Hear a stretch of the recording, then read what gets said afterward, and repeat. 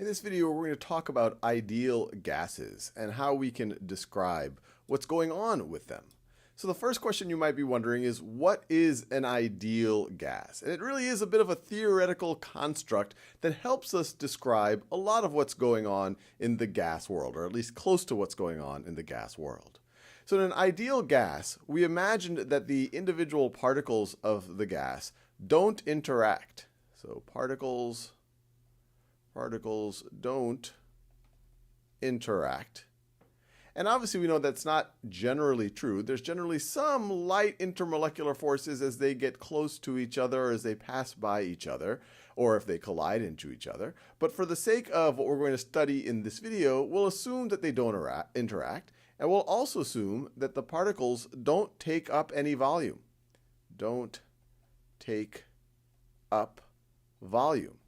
Now, we know that that isn't exactly true, that individual molecules, of course, do take up volume, but this is a reasonable assumption because, generally speaking, it might be a very, very infinitesimally small fraction of the total volume of the space that they are bouncing around in. And so these are the two assumptions we make when we talk about ideal gases. That's why we're using the word ideal.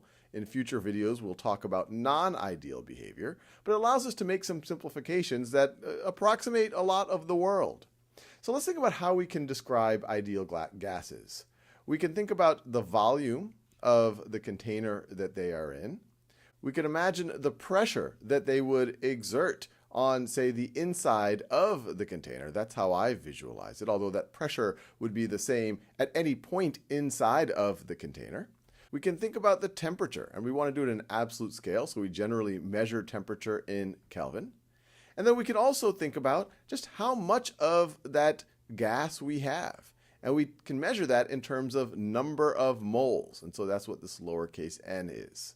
So let's think about how these four things can relate to each other. So let's just always put volume on the left-hand side. How does volume relate to pressure?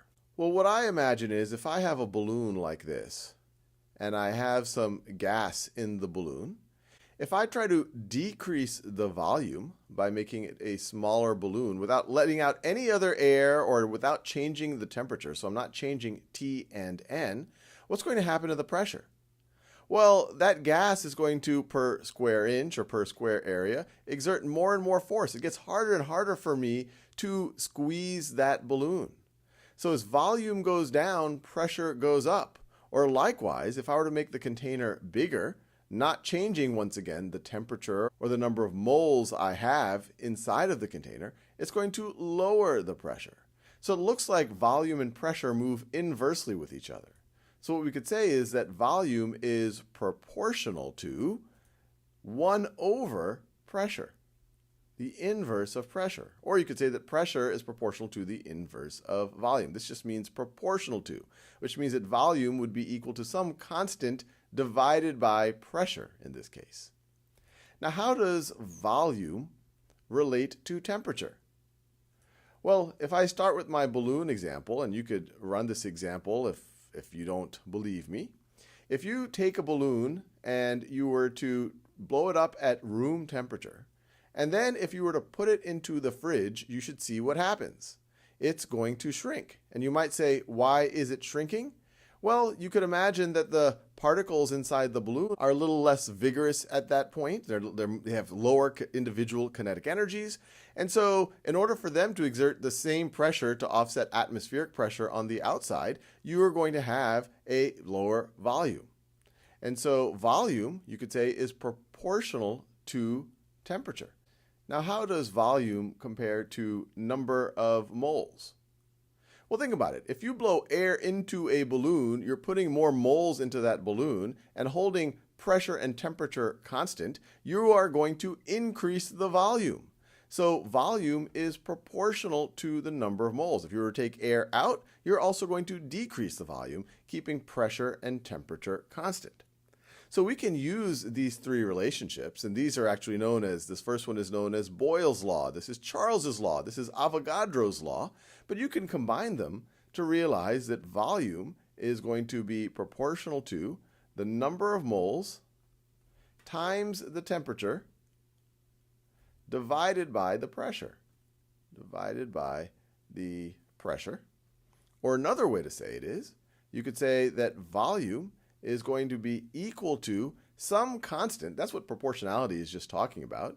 It's going to be equal to some constant, let's call it R, times all of this business, R, N, T, over P. Or another way to think about it is, we can multiply both sides by P, and what will you get? We will get P times V, and this might be looking somewhat familiar to some of you, is equal to, and I'll just change the order right over here, N, which is the number of moles, times some constant, times T, our temperature measured in Kelvin.